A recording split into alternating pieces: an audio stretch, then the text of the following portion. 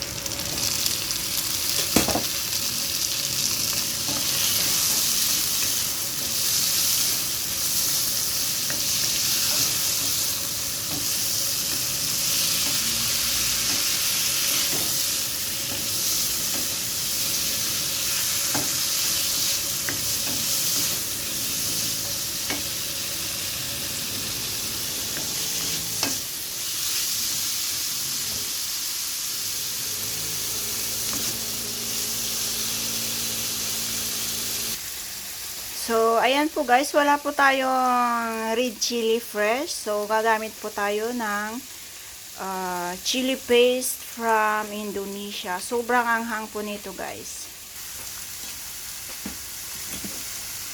So, ayan na po. Ganyan lang po kadami kasi sobrang anghang po nito.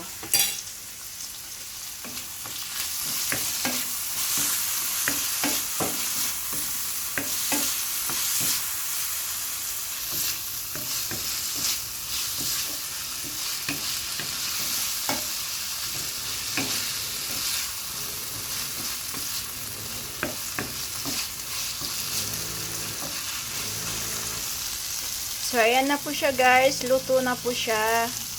Ayan, okay na siya. Maanghang na. Luto na. Ayan. Ayan, na-serve na po natin dito sa bowl natin.